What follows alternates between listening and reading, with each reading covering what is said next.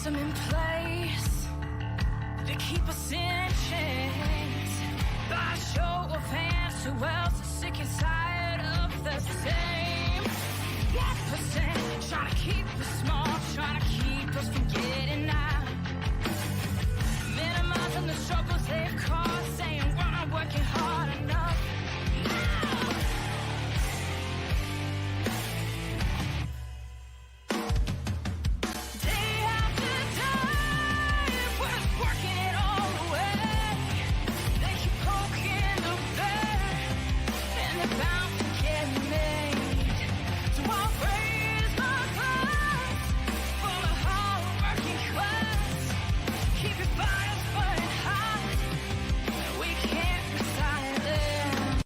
Ladies and gentlemen, for the thousands in attendance and for the millions watching at home, DCK Productions proudly brings to you the greatest podcast in the world! The greatest podcast in the world? Suck it. No, you suck it. No, you suck it. No, you suck it. No, you suck it. I appreciate it if you both suck it.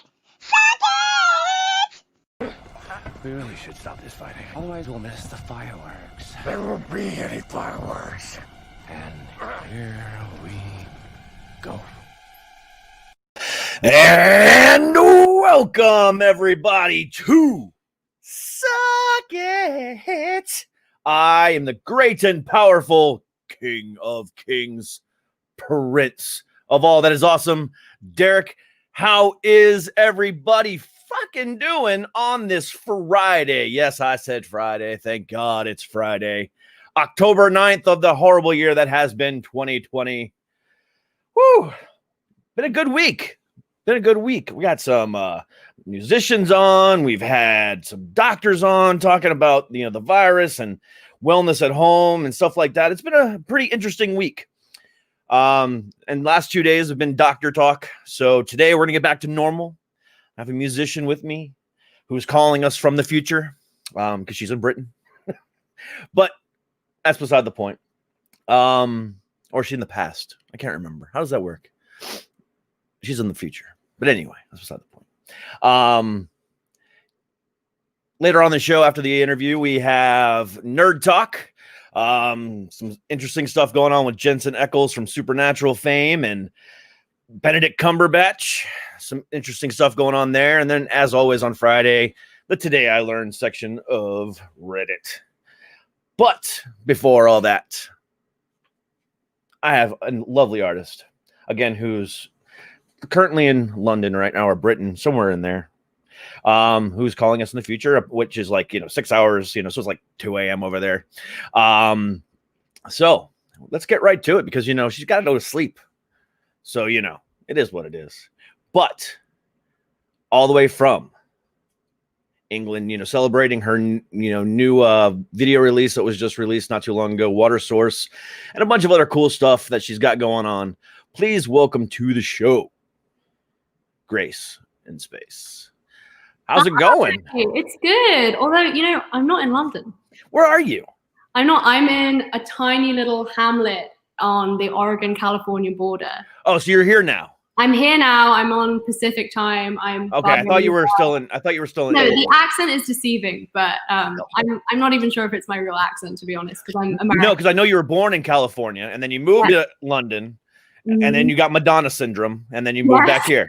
Around across the Atlantic. Yeah. No, I did. I don't know quite where I belong of the two places, but no, I'm here now, and it's pretty bizarre growing up in North London and then living up in like this tiny village in the Redwoods for the whole time that the world is exploding during the apocalypse. So it's been a drastic change.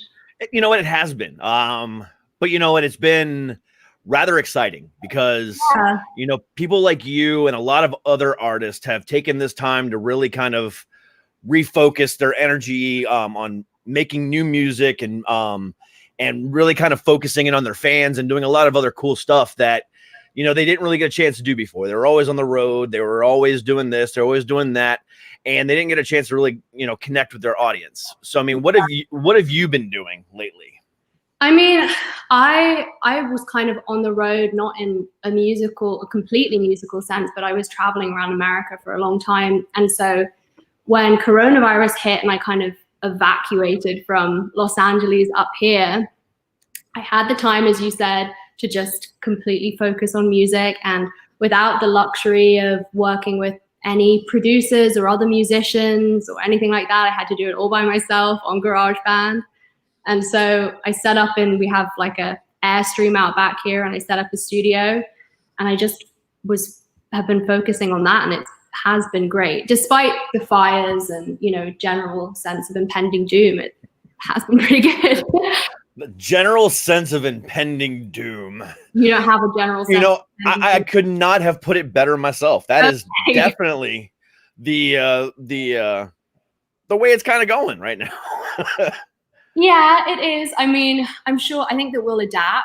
Our brains will probably change, partly because we're watching so much Netflix, but we'll become I don't even know who we'll be when we come out of this. Will we know what to do socially? Will we know how to hug, make eye contact? I don't know. There's a lot of questions floating around. Those are good questions, because I'm kind of curious with myself, because I spend most of my day inside, talking to artists and musicians and celebrities and publicists and managers, and I rarely ever leave my house unless I'm like. Me too. I don't leave my house before coronavirus. I did all the time, because prior to the coronavirus, I did have a regular job. Yeah. But then I said, about 2 months ago, I said, screw it, I'm going full time on this, and it worked out perfectly. Right. But now it's like, it's been going on for almost a year. I'm getting ready to celebrate episode 100 next week, so I'm really excited about that. So, and now I'm just becoming that guy, that lazy ass that likes to sit in his house and not do anything. But lazy is underrated. Lazy is what everyone needs a little bit of, because it makes you slow down, it makes you work on things that you wouldn't give time before to. We live in a very busy, productivity-centered world, and it can be a little damaging, I think. I agree. And that kind of personifies your Twitter handle at Laser Grace. Oh yeah, I forgot. I put myself away there, that I believe in being lazy is a virtue. Yes, I do have it's one of my core beliefs, is being lazy. But I don't know, I think a lot of people can think that artistic pursuits are just another way of being lazy. So I agree with you 100%. 100%, because again, like I said, I mean, there's a lot of people that have taken the time to really kind of reconnect with their audiences and make new music and stuff like that. But what I fear is, come January, February, we're going to be overwhelmed with an onslaught of new albums, new EPs. 2021 inundated, for sure. Yeah, it's going to be like every Tuesday, every Friday, it's going to be like 500 new albums, and we're going to be like, what do we do? So yeah, true. I hadn't thought about that. So here's my question to you, and I've been asking this of everybody, especially the newer artists that are still trying to make put their stamp on it. When that happens, how are you going to make sure that you stand out, to make sure that you don't lose track of where you're going? Because right now, this is the perfect opportunity for you. But then next year, when everyone starts to release their stuff, it's going to get overcrowded. But, somebody who has such a talent like yours, and I've listened to a couple songs of yours today, how are you going to make sure that you don't fall through the cracks and kind of go unnoticed? I mean, I think that's the fear, no matter if we're in a pandemic or not. I think that the market is always saturated, and it's almost impossible not to compare yourself to other people. I mean, Instagram doesn't help that at all. You can just scroll and just completely tear yourself apart. I think that if you just focus on yourself, as maybe selfish as that sounds, if you just keep telling yourself every morning that what you're doing is good, that it's true to you, and you don't worry about standing out, you probably will, because nobody can be you. Nobody can replace what you're doing necessarily. They might do the same genre or write similar songs, but different brains. So I think that if I keep telling myself that every day and give myself those positive affirmations, then I'll carry through. I think the trick to being any kind of artist is just keeping going, is just to keep going, as painful and torturous as it might be, keep working on it. We'll see.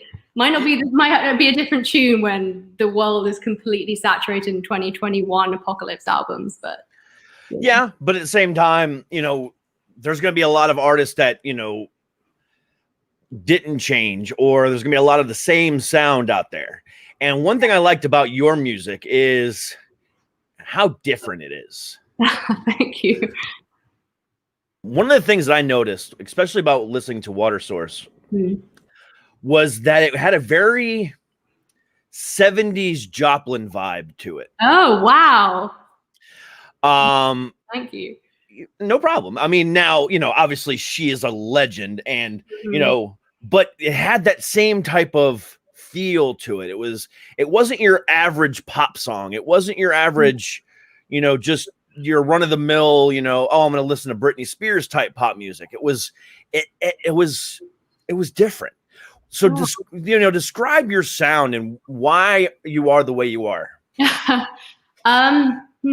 think that when I was writing Watersource and Paradise Syndrome and those kind of apocalyptic kitchen songs, I love pop music, and I think that it has the power more than any other genre to me to change the world, because it gets in your head, whether you like it or not. Like Britney Spears will get in your head. And if the lyrics to that song have some kind of deeper meaning, or they're more political or protest pop, as I was calling that album, then you'll be singing along to it, and then you'll start to kind of realize that maybe it's like you're reading an article from The Guardian or something like that, but it's in song form.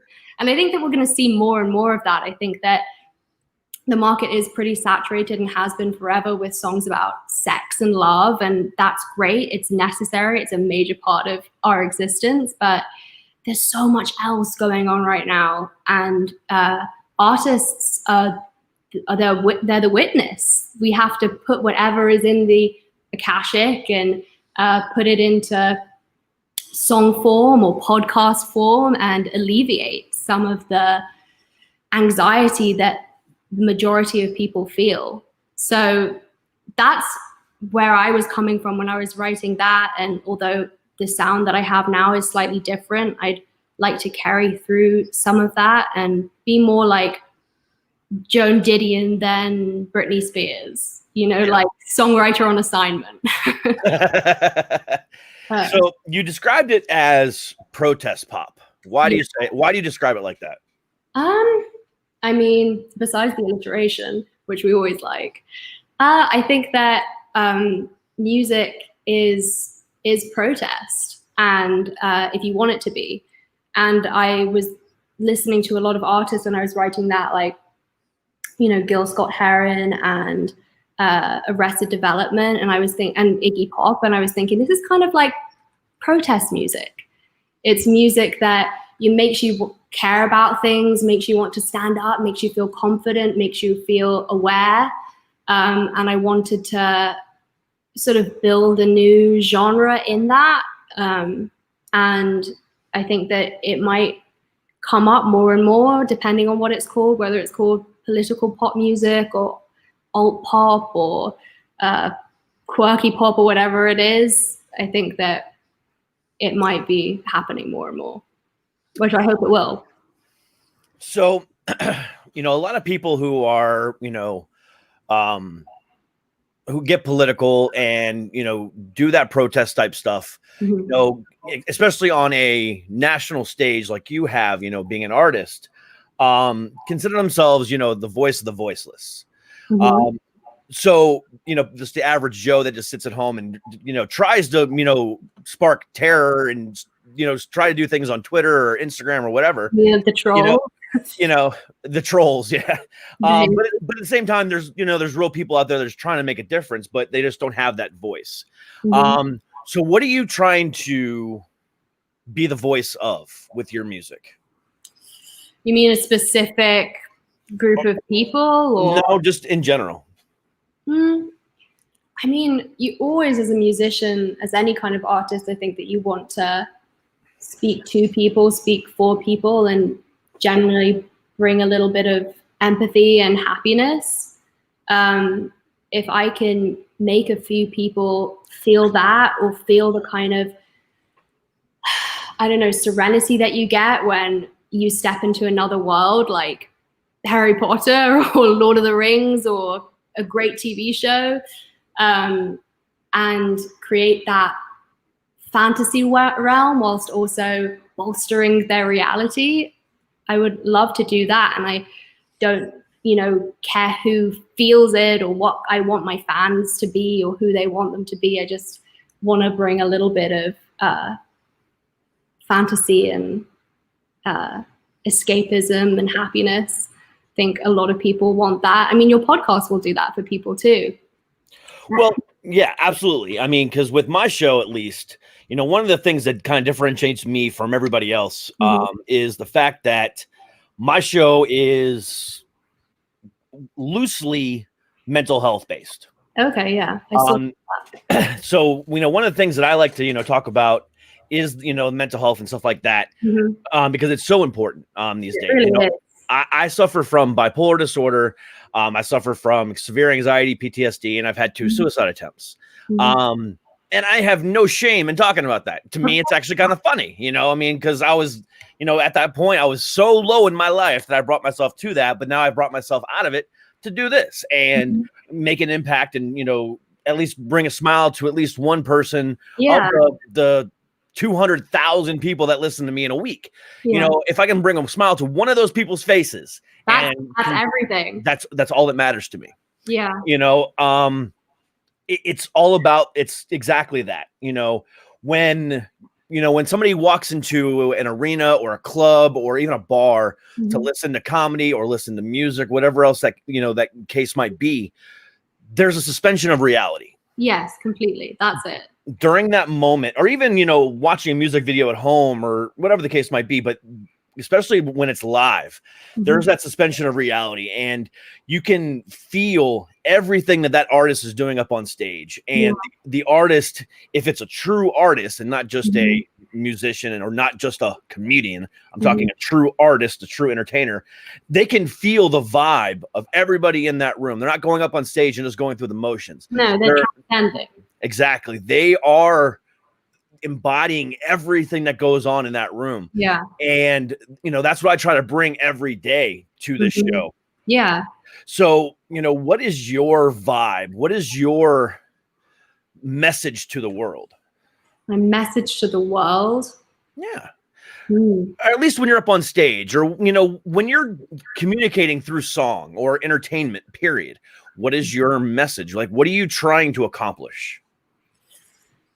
I think that when I'm up on stage, it's different every time, as you say. You'll feel the energy of the room, and the nerves, the ego will die down, and you start to open up and take some of that energy and throw it back. I think that I want people to listen or watch whatever I am transcending and feel a sense of fun and peace and humor. And I really do. I mean, I said this before, I'm all about lyrics, and I want people to feel like they're stepping into another world, into a great book, into a great soundscape that they can just, relax into. And I'm trying to figure out how I can facilitate that. I think with every album, I'm in a different place physically. Last one I was in San Francisco and London, and now I'm up in the woods, and each new physical place will bring this new story and this new character. And so I'm taking that protest pop thing through and wanting people to listen to the music and be aware of the subjects that I'm coming across with. but also be able to step into the shoes of whatever character and realm I'm playing with, if that makes any sense. Gotcha. I understand that. That makes a whole lot of sense. I mean, it's hard because when you were talking about being on stage as a comedian or a musician and feeling that energy and that back and forth with an audience, I don't know how that's gonna keep going, because we don't know when we can do those things in person anymore. And that's a major part of, being a performer. Oh yeah. I mean, because I've been in the entertainment business now for 20 years. Or no, longer than that, 21, almost 22 years. Fuck, I'm old. No such thing. I mean, to be honest, this year doesn't count, right? This year doesn't count? Okay. All right. Let's say this year. All right, 20, 21 years, something like that. Okay. And I first stepped foot on stage, and it was when I was 18, playing guitar and being a singer and a musician, Okay, I didn't know that. Oh yeah, I toured around the country and did a whole bunch of cool stuff. And I got out of the music business because it was just crushing. It's not even that. At least at the time, I'm a hardcore metal guy. I love metal. What kind of metal? All metal. Okay.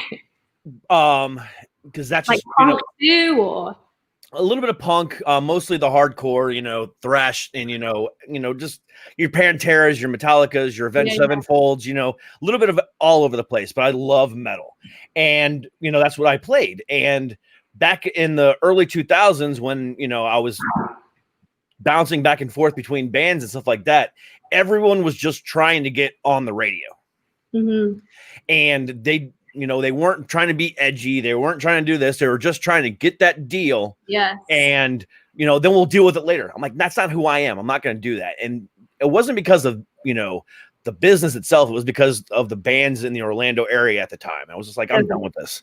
And then I became a professional wrestler. And I did that for 12 years. And I've been. Wow, you've been in every vein of performance.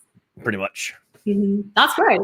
And now I'm a stand-up comedian. I do this, but when I would step up on stage, it's that there's a euphoric feeling. There's a feeling that is unlike anything else in the world. Doesn't matter if there's 10 people in the crowd or 10,000. It is just the most amazing feeling ever. And it's something that you cannot describe. You can say it's orgasmic or euphoric or whatever the case might be, but that doesn't describe it. No. It's almost like an out-of-body experience, especially that first couple times you do it. It's almost like you're not the one doing it. It's almost like you're watching somebody else go through the motions. I don't know if you ever are. I think that when you really hit that high, I think you're channeling. And you really are. Feedback of energy could be an ancestor, could be an out-of-body experience. You just don't know. Yeah, like when I look back on that kind of stuff, it's like, I don't see myself on stage in a ring or whatever the case might be, looking out on the crowd. It's almost like I can see myself from the crowd looking in, like I was not the one doing it. It was like, I'm a ghost. I'm watching from the outside and just my body is going through the motions. And that's how it feels even to this day. I love that actual feeling. It's so good. It's so awesome. And then I watch videos of it. I'm like, damn, that was me. What the hell? I don't remember doing that. Did I do that? It is like, it can be like you're sleepwalking. And then, of course, when you come off stage, it's a very strange feeling in and of itself. It really is. Like that crash and coming back to yourself is always strange. I think that's why a lot of musicians and performers are drug addicts. Yeah, and that was one of the things that, luckily I didn't fall into that trap, thank God. But, that was one of the things that was kind of triggering for me, especially being somebody with depression and bipolar disorder. Is being surrounded by it. Yeah, not even that, going from, because when you're on stage, you're somebody else. Yes, it's still you, and yes, everything that you're doing is still you, but it's almost like you're embodying somebody else when, sometimes, and you're just up there to live vicariously through this person, and it's a weird feeling. But then the moment you walk backstage and you come rushing back to reality that, oh crap, now I got to go back to being who I normally am on a day-to-day basis and not performing. It's just like it's a crushing blow. And it's like, I want that feeling all the time. Cause it brings me a high that no other drug could ever do. Yeah, I mean, I think that's why I like superhero shows, but they never show that side of it. They don't show Superman coming home and being like, "Fuck, what do I do? What do I do now?" Speaking of superhero shows, Yeah, did you watch The Boys? I have watched all of The Boys except for the last. Wait, is it the final? I don't know. Yeah. But Last week and then today was the final one. That doesn't seem like that many. It was 8. They did 8 episodes. No, they only do 8 each year. They did 8 last year and they did 8 this time. So yeah, last week and then today. Today was the season finale. No, I haven't watched last week and I haven't watched this week, so don't say anything. I love that flip side of it. I'm not gonna do it. I'm not gonna because there's people that haven't watched it yet either. And I'm not gonna do that. I'll wait until next week to talk about it. But I'm just gonna say, holy shit. Okay. I hope that they unravel a lot of things because I kind of feel like now that I know there was only 8 episodes, I feel like it was almost slow going. I hope that the last episode, like, really. I know that it's going to be a cliffhanger, but did you find that once every week thing kind of hard? Because I haven't had to do that since I was 11 watching The Simpsons. Yeah, but I kind of commend Amazon on that. Yeah. Because it allowed them to have everybody come back every week and, get those clicks up and stuff like that. Because every time you go into it, then they can suggest something else to watch and so on and so forth. So yeah, I know. I get that. Unusual now. But last year and when you look at Netflix or Amazon or Hulu or whatever, normally it's just we'll drop in the whole season, have fun. Yeah. And Amazon did something completely different with this, and it pissed me off, but it made me excited for Fridays. No, yeah, completely. I understood why they were doing it, and it really worked on me. Like whatever their focus group was, definitely pulled through. But I want to eat the whole cake. Yeah. I don't just want a slice. So that's why I love the kind of, I never had a TV growing up. So it would always be like watching things in like a box set on my laptop. So I'm used to that like complete indulgence. Yeah. And I'm like a TV show in a day kind of person. Complete binge. So you're a superhero nerd. I don't know. I don't want to say that because I feel like I won't know a lot of the things that I would need to know to claim that title. But I do really I like anything fantasy. If that wasn't clear when I was talking about my music, I like any kind of different world that I can step into, and superheroes often scratches that itch. So you're just a nerd in general. Just in general, yeah, across the board. Nothing wrong with that. TV nerd, book nerd. Anything. Nothing wrong with that. No. I'm a hardcore superhero nerd. Okay. But only Marvel because I think DC sucks. Okay. I do not like DC at all. Quote me on that because that's just Okay, yeah, I will. I'll tell you on that, sure. That's why my entire studio is filled with nothing but Marvel. Yeah, I can see the Spider-Man there, and we've got Spider-Man, Captain America. Then Iron Man. I got everything. When I was living in Berkeley for a while, there was a great comic book store there in downtown Berkeley, and I can't remember the name, but I got really into graphic novels, and I just saw that I've got really into this graphic novel called Swamp Thing. Yeah. Yeah. Okay. And that's DC. Yeah. It's DC. I'm sorry. No, it's fine. Sorry, man. I love Swamp Thing. I think especially because coming up here, this is like Sasquatch territory, and it feels like Swamp Thing could kind of rise out of the river. But I just thought that they have a TV show coming out because I've been waiting for that for ages. Well, it was actually released last year. It was? It just came up on the Hulu. So it was released last year on the WB or the Warner Brother exclusive DC channel. There was a DC, Netflix type channel, and it came out on that, but it bombed. They got horrible reviews. Now I guess it's coming. Oh, no. Now it's going to HBO Plus or HBO Cinemax, whatever that. HBO. No, but no. HBO Max, yeah. Plus or HBO Max. Rather. HBO Max, yeah. Yeah. So yeah, that's what they're kind of everything that was on that channel is now moving over to HBO Max. So that's where. I'm disappointed because I feel like it could be a great story, even though I know you're not a DC man. I do follow it. So I know, my fair share. It's just that the comic books, and now especially with the TV shows and the movies, how nothing connects, but everything connects, and it's all weird and nothing makes sense to me. And it's like, just have one centralized universe, guys. Come on. Are you like someone that likes to look for Easter eggs or? Yeah, I mean, now they started to interact, the movies on the DCEU with the television stuff, like the Flash from the movies made a TV show? made a cameo appearance in the Flash TV show last year. It was, so there was 2 Flashes and it was a multiverse thing. It was weird, but it was cool. But it's like, I mean, there are thousands of Spider-Man right now, like just Spider-Man, yes. Spider-Man. Correct, Spider-Man, but at least, but in the Marvel world, they're at least going to start exploring that with the movies over the next couple of years with the multiverse, and they're going to introduce all these different things, which I'm kind of gonna get into my nerd talk later.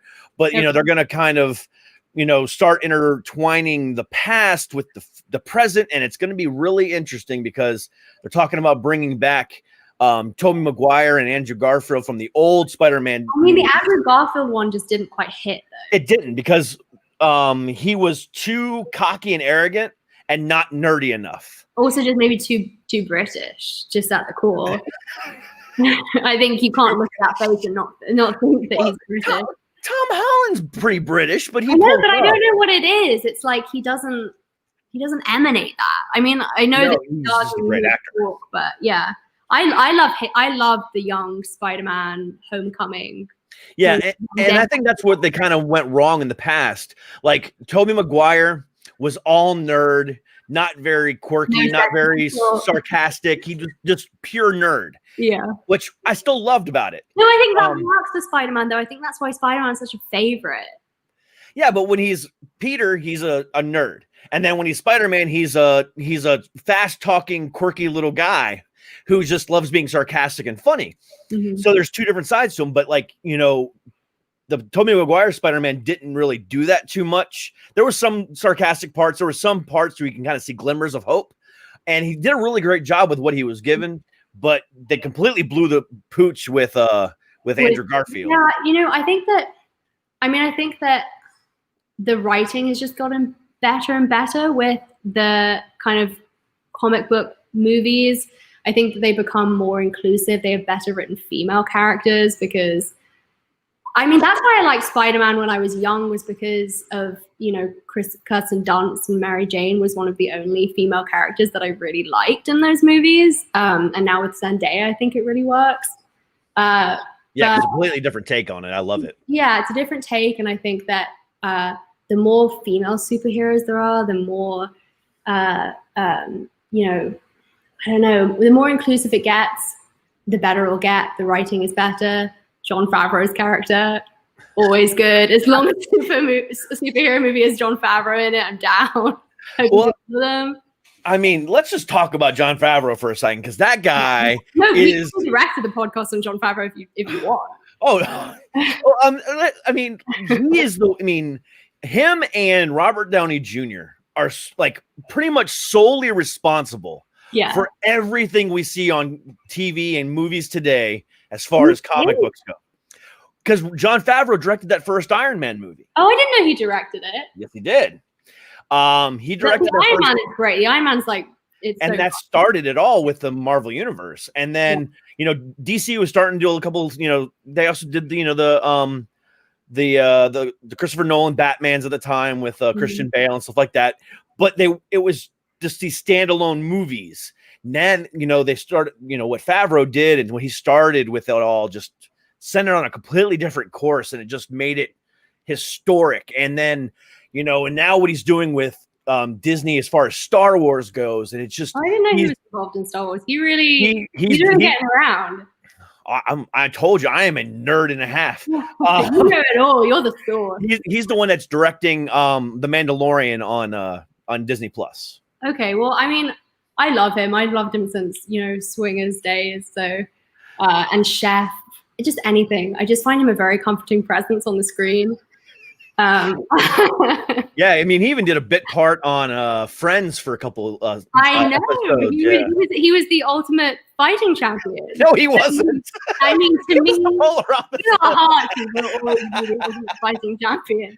He's the only reason I know about ultimate fighting. Oh my god, that guy was just great in that episode. Yeah, he is fantastic. Timing is pretty spot on.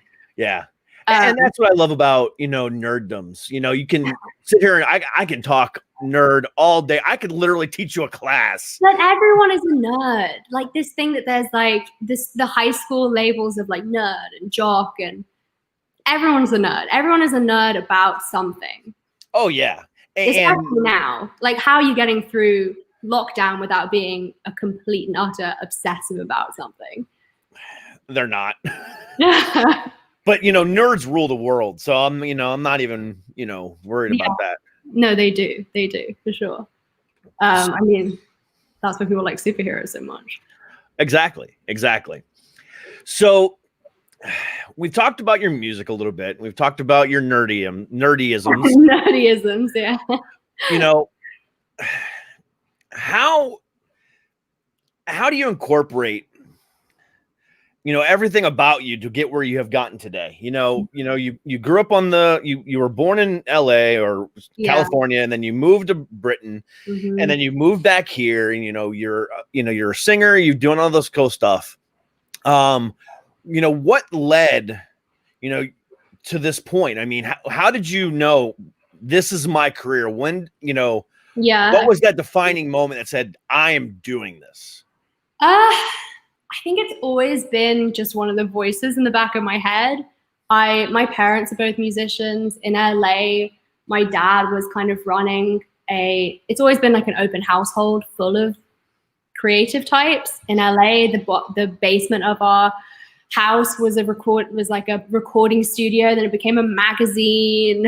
And in London, the same thing. We always had tiny square footage, but everyone would cram in, and there'd be jams every Friday night. So, I mean, when you're a teenager, you want to rebel in any way you can. Not that I was very rebellious at all, but I was really academic, and I pushed it aside, even though it was happening all around me, and I loved music. I thought I was going to go to university to do English and philosophy, and I was all geared up to do that. And then the week before I was supposed to go to Bristol in the UK, I was just like, I'm always going to wonder. And all I know about what I want to do with the rest of my life is tell stories. And maybe that'll be in poetry form or film form or some other medium, but I got to try it with music first. And so I just kind of, my parents were living in Berkeley. I holed up there. I taught myself to play drums and guitar, and I took whatever I'd learned in my English class and applied it to writing lyrics, and kind of went from there. And it's pretty addictive as it happens. So I'm just going to keep going. So in researching you had, you released one thing last year, The Paradise Syndrome. Yeah. And then 2 years ago is when you released some other stuff. And now you're just now releasing something else. You released Off the Grid 4 months ago. I did, yeah. So there's been kind of gaps. What's been going on there? I move around a lot. As you just said, I can't decide whether I'm going to be in California or London. And so I wrote this album when I was in Berkeley, which is where all those songs are coming from, The Apocalyptic Kitchen. And I didn't know anything about the music industry. So I thought, I have this album and I'm going to go to London. And to me, an album still was something that you held physically in your hands. And so once I had that, I was like, well, I've made it. I've done it. And I went to London. I got a bunch of meetings. And the more meetings I did, the more I realized I didn't know anything about how the music industry was changing, and it was all online, and I needed to rethink things. So I am an overthinker, and that's where a lot of the gaps come in. I think way too much about when I will release it and what the mood will be. And Off the Grid I wrote years ago, But just in that moment, I was listening to it on our drive up, evacuating LA from coronavirus and going off the grid. And I thought, well, this is how I feel now, so I'm going to release it now and just not overthink it. That was my first track where I was like, no overthinking it, just release. And I'm going to keep trying to do that, you know, and shred some of the anxiety around, you know, putting my babies out into the world. Well, now we're going to go ahead and put your baby out in the world for 30, 40,000 people to listen to right now. Ooh, okay. Because, you know, I think, you know, it needs to be played because it's just that good. Oh, thank you so much. Oh, that's what we're here for. We're here to profile you. I'm blushing, can't you see? Yes. English blush. I mean, what's the point of doing a profile conversation if we're not going to play at least one of your songs? Yeah, I mean, of course, right? Exactly, you know. And then I'll, you know, tomorrow morning I'll get a copyright strike from everywhere and I'll have to fight it and I'll be fine. I don't know if it exists anymore, man. I think that's all like in the cloud now. Don't think it matters. No, it doesn't. No. You would be surprised every time I do a profile on an artist and I play any of their songs, I always get a copyright strike. But I get them too. Yeah. So I have used my own music and videos before and gotten like copyright messages from my distribution company. I'm like, please don't sue me. It's my music. Yeah, I usually just will just say, hey, I'll usually say I'm not trying to monetize because I don't monetize my YouTube videos because I don't get very many views on YouTube anyway. Everything comes from my podcast. So I don't really care, you know, about, you know, profiling. It's all about you know, it's all about just getting you out there. I mean, I'll make my money, you know, on products. That's how I, you know, on sponsorships. I don't care about views and stuff like that. You know, I get my views. So so it's all about you. There are bricks everywhere now. I think you just collect them like with a rain bucket from Yeah. all these different sources, right? Exactly. So, you know, whoever, you know, owns the rights to your, just, you know, your, you know, will get all the money from the views and that's fine. Yeah, I don't know who it is now. Whoever's getting this money, congratulations. Congratulations. All right. So with that, you know, that fun conversation, pulling back the curtain a little bit. Here it is. Yeah. All right. So without any further ado, here is, oh, actually, hold on a second. Let me turn this off. There we go.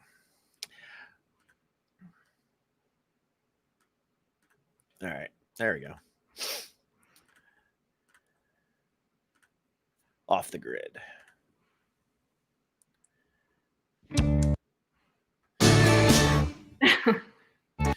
I hate YouTube. I don't hate YouTube, it's our medium.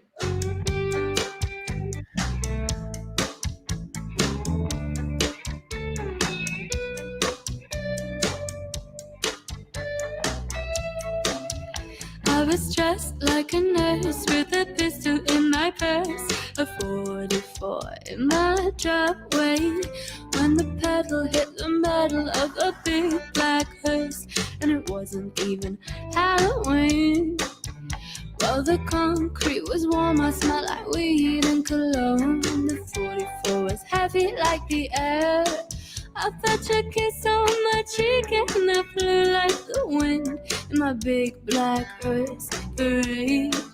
In my big black hearse parade.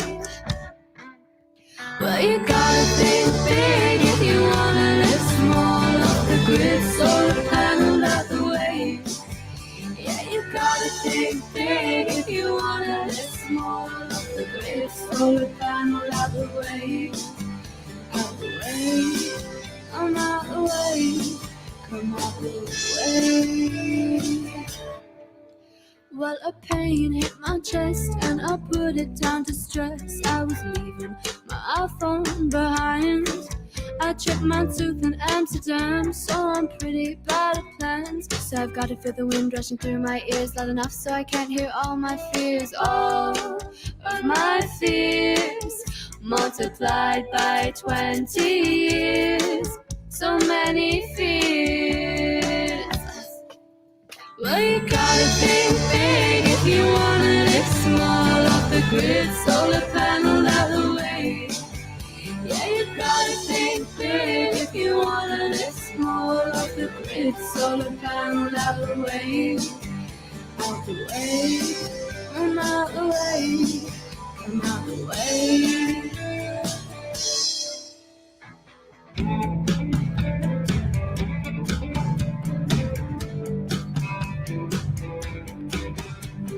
Every day, ways the same, something about humming.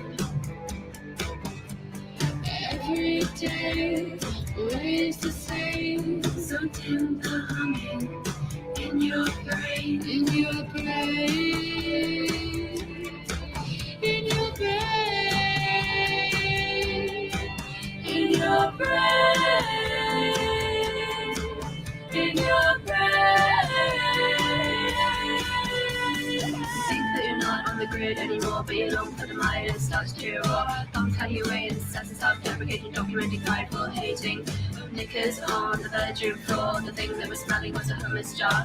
Fairy lights make it look alright, but that dirty bomb could fight its own fight. 3 trucks hanging out in the backyard, who are drunk from parties so they can't go far. Blackout speaks, he says shut the door, I can't stand looking at your world anymore. Well, you gotta think big if you wanna live small on the grid, solar panel out the way. Yeah, you gotta think big if you wanna live small on the grid, solar panel out the way. Well, you gotta think big if you wanna live small on the grid, solar panel out the way. Yeah, you gotta think big if you wanna live small on the grid, solar panel out the way. Out the way, I'm out the way, I'm out the way.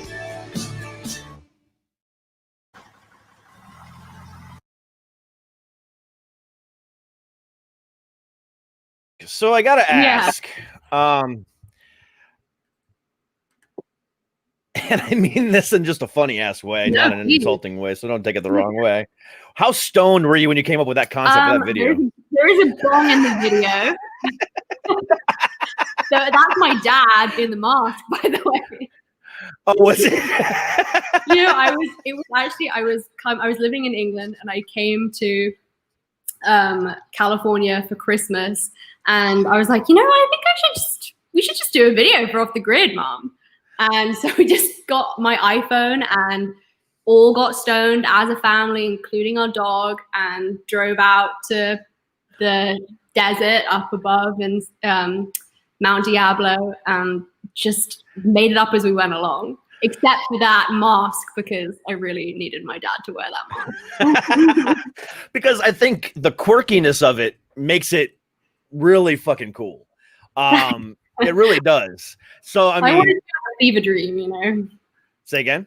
I wanted it to be like a fever dream. You know? That's what it felt like. Okay, good. And so I mean, it was just, yeah, it was pretty badass. For those of you listening on the podcast, the link for that video is in the description. But you know, it's just one of those. It was just one of those weird. You don't see that type of video anymore. Everything's way overproduced, tons of dancers, you know, actors and actresses and this and that. And you don't see that anymore. And I really want to compliment you on that. Thank you. I like homespun. I think that I'll keep doing it. And I just shot a music video today, just using the national park right here with my iPhone again. So I think that grassroots is where we're all going. Less money in the music industry, more creatively, artistically led projects will be happening. So Absolutely. Just grab your iPhone, guys. You don't need much else. No, you really don't. Your parents and a truck, and then you've got a music video. But you know, I mean, you know, you killed it with that song. You know, I like the way it was very, like I said, you have that 70s hipster vibe going on with your sound, which is, I think, is really, it's just so different from what you hear today, and I love it. Thank you. I'm glad you like it. I'm definitely influenced by the 70s and 60s. But to be honest, I feel like the music that was coming out of the 60s and 70s was to do with the political climate, and it's, you know, in quite similar in its intensity now. So we might be climbing back to those roots. I agree 100% with that. And I like I said, I think that song's great. It has a great vibe to it. The music video matches the song. It's quirky, it's funny, it's just amazing. It's really, really good. Thank you very much. Well, more to come, definitely. I cannot wait. It'll get weirder and weirder. Please bring the weird. More costumes for my dad. I've ordered them on Amazon. Yeah, that vulture mask, let me tell you. Whoo, that was the one I just did. I have him dressed as Sasquatch, and the Sasquatch costume came and it's made entirely of hair extensions. So it's fantastic. It really works. I'm nervous that people really, my dad included, believe that Sasquatch is up here. So I'm slightly worried he might get shot. But other than that, it's really working out. You know what? At this point in time, whether it's aliens, vampires, zombies, it's all possible. It is all possible, you guys. I'm still a fervent believer in vampires. So that's been my number one. I've always believed in vampires. They're definitely out there. If any are listening right now, know that I'm open. and me personally, I'm waiting for the zombie apocalypse because it's going to be fun. I mean, isn't that already happening now? If that was the case, then where's my, my leather jacket and my barbed wire wrapped baseball bat? Exactly. And you always need a cowboy hat, right? Yeah. To be a zombie apocalypse. Yeah. Sure. Yeah. Got to get your bow and arrow, mix it up. Yeah. I mean, I would be the crazed leader of the group. Okay, cool. I don't ever want to be the leader necessarily in a zombie apocalypse situation because I panic. But I'll for sure join your squad if you're looking for someone that panics. I'm gonna need some talent in the to keep us I busy. Will keep singing, you'll hate it. I'll keep singing the whole time. Keep the spirit high. Feel really great on your nerves, but keep going nonetheless. I think it might be a zombie apocalypse right now. I mean, I kind of feel like a zombie with my iPhone all the time. So I think we all do. I mean, we wake up in the morning and the first thing we grab is our phone. I know, it's terrible. It's so bad, but everyone does it, right? It must be altering our brains into something. Well, see, and then I use it as an excuse. It's like, I got to check and make sure that, see what my listen count is from the podcast from last night. And, is everything streaming right? Do I have any complaints? Do I have this? Oh, I got to check everything. I got to. Yeah. And then you're watching like Chrissy Teigen make a burrito. Yeah. Good spirals for sure. I mean, I do that. It's hard because when you're on my screen is my entertainment, my work, and my procrastination. So it all rolled into one. So I don't see when I can take my eyes off of it, really. Exactly. Yeah. I mean, I'll be, looking on Instagram in the morning to see if, all my posts from the previous day got, a good interaction level, engagement level and stuff like that. But then I'll be like, an interesting BuzzFeed video or, look. Kittens. No, I mean, fucking cats, I swear. Have you watched that documentary? I think maybe everyone was talking about it for a while, The Social Dilemma. Oh my God, yes, I did. Okay, yeah, because that rattled me for 24 hours. And I was like, no more iPhone, in the river with it. And then I was back on. But definitely when they said that about all the algorithms and how they all know you, like the algorithms know you, they know how neurotic you are and like what you're researching. That was just, now I know why I get so many ads for like, special footwear to fix my arch and, like videos. And I think that was all stuff. My neuroses. Yeah, I mean, I think that was all stuff I already knew. I was in the dark, so ignorance. Don't watch it. I mean, because if you've ever noticed, if you haven't seen the movie yet, go watch it. It's on Netflix. It's called The Social Dilemma. It's fantastic. Mm-hmm. But it just basically, if you've ever Googled anything at all, and if you've left Facebook and then go to Google something, and then you go back to Facebook, all of a sudden now all the ads on your Facebook are that thing that you just Googled. I've had it before where I'll like say out loud. Sometimes I think I'm just thinking it, and I don't know how it comes onto my phone, but I'll be like, maybe I'll get a Vitamix. And then I have ads for Vitamix every other day. So they must be listening. Well, if you said the word Vitamix, then it definitely was. I'll keep you posted, guys, if it comes up on my Facebook after this. Yeah, right. But I was the guy that was, when I was watching that movie, that was playing on my phone the entire time. Yeah, me too. Yeah, because I can't just do one thing now. I have to have my phone. I have to have all screens running. No. The other day I had like a football game, basketball game, and also my octopus teacher in the middle. Yeah.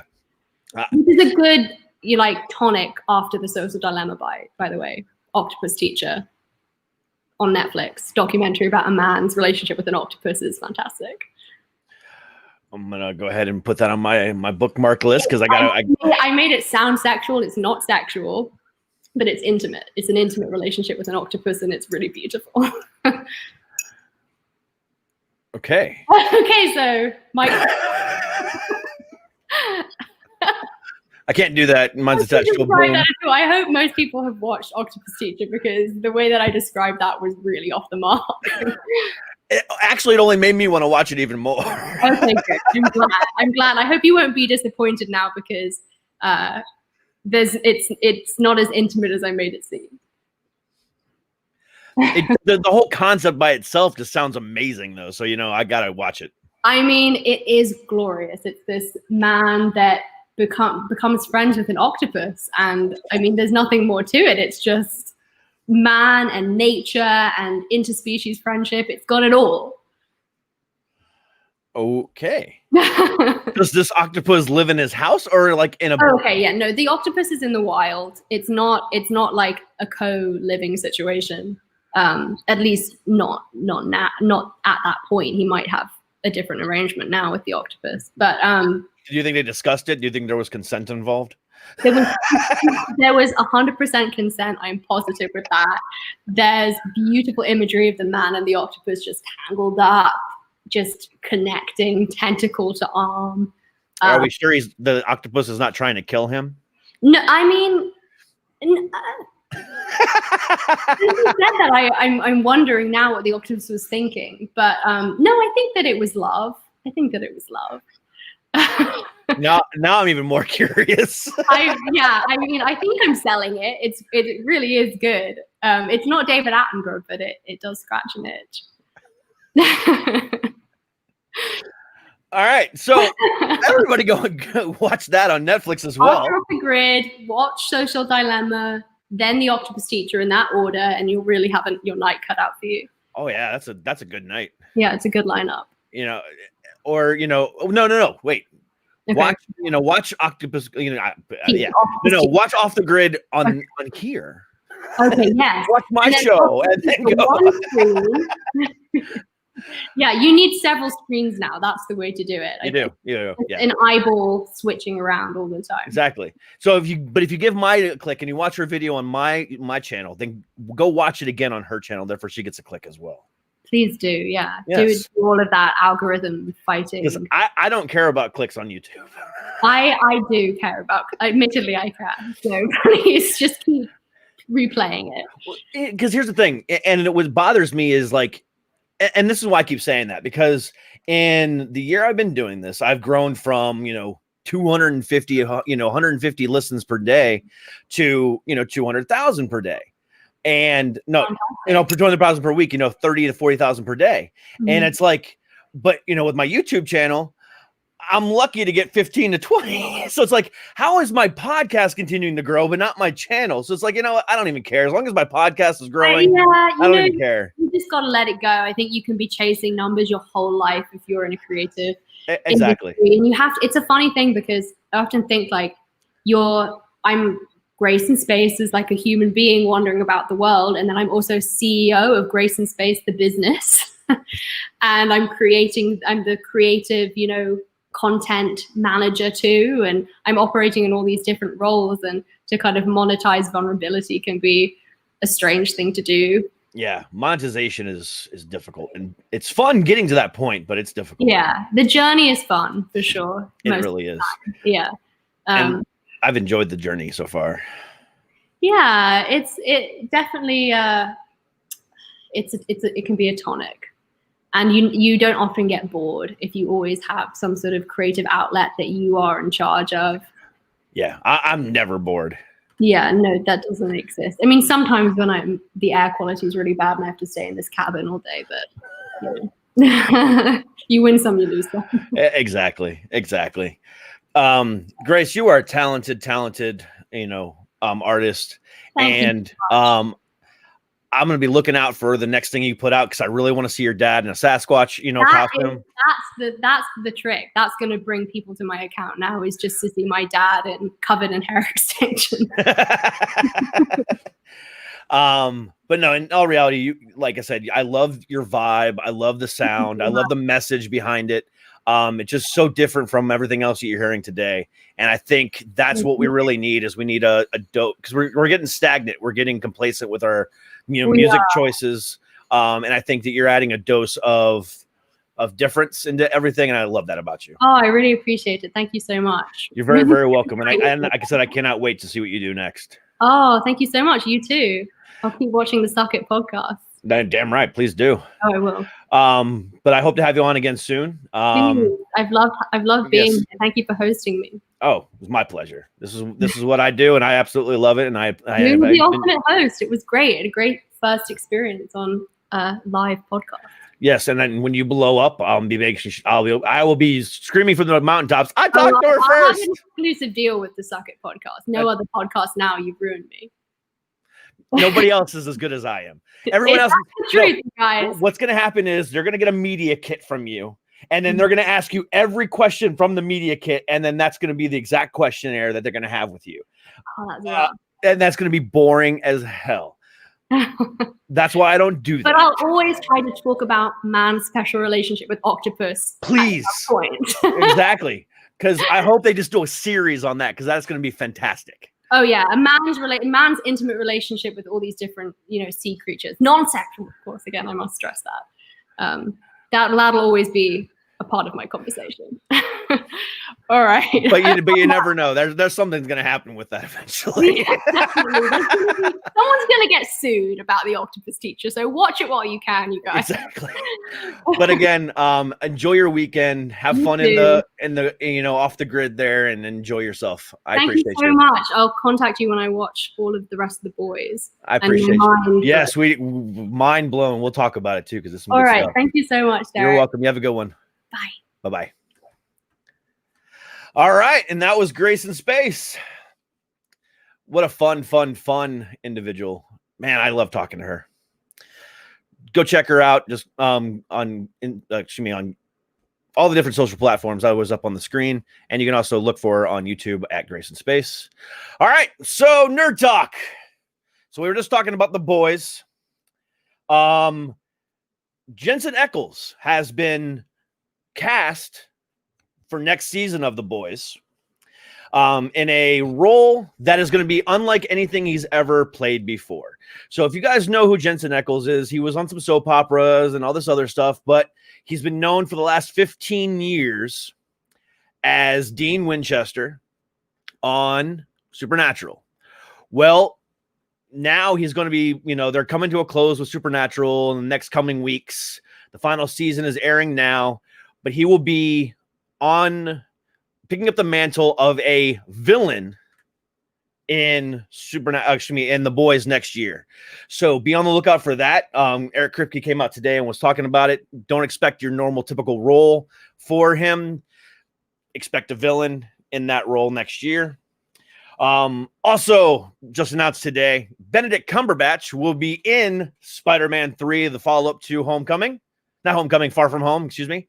Kind of filling that Tony Stark role, that Nick Fury role, as kind of like a mentor. So look out for Benedict Cumberbatch in Spider-Man 3 coming up next year. It's going to be kind of interesting how that's all going to play out. I'm really kind of curious to see how that all works together. Because they're going to be going toward multiverse stuff, as we talked about earlier with Grace. There's going to be a lot of interesting stuff going on in the next coming years from the Marvel Cinematic Universe, unlike anything you've ever seen before. You may have read it if you're a comic book nerd, or if you've never read it, then you're in for a treat. But it's going to be fun. And it's all going to start here in the next few weeks with WandaVision on Disney Plus. So definitely look out for that as well. All right.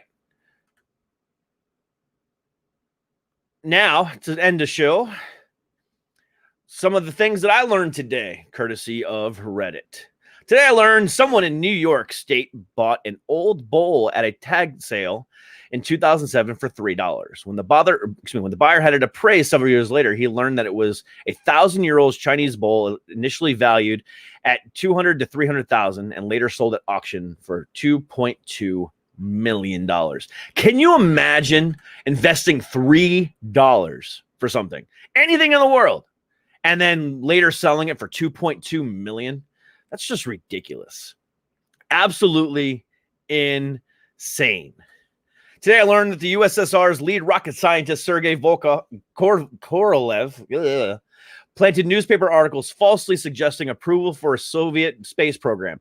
President Eisenhower responded by approving an American space program. This forced the Communist Party to approve the space program they previously denied. So this guy was actually pretty smart by, forcing something that, he basically kicked off the space race. So I don't know if we should give him kudos for that, but at the same time, it's pretty damn smart. Today, I learned that the location of the tomb of Alexander the Great has been lost to time. Alexander was entombed in Alexandria. The tomb was subsequently visited by many pilgrims throughout history, including Caesar. The tomb was well visited up until the 1500s, when its location was suddenly forgotten. And finally, today I learned that Henry II, the king who uttered the famous phrase, "Will no one rid me of this turbulent priest," got beaten up by 80 monks as part of his penance for part of his said priest's death. This is why you don't mess with people. All right, guys. Thank you so much for a great week here on the show. Join me next week as we kick off the week leading up to my 100th episode next Thursday. There's going to be surprise guests. You're going to be so sick. You're going to be in love with these guests. There's going to be giveaways. There's going to be a lot of fun. Join me next Thursday. Please come join me for next Thursday for episode 100, live right here on YouTube or the next day on the podcast. And I greatly appreciate everything you guys have done for me to this point. Thank you so much for joining me tonight. Thank you so much for listening and watching. Please be sure to subscribe wherever you're listening or watching right now: YouTube, Facebook, Twitter, Spotify, Apple, Google Play, whatever. Please be sure to subscribe and click that bell to be notified when I publish, which I do every Monday through Friday. So again, thank you so much, guys. I appreciate you. I love you. Please stay healthy. Please stay happy. And as always, stay fucking heavy. We'll see you guys Monday. Peace.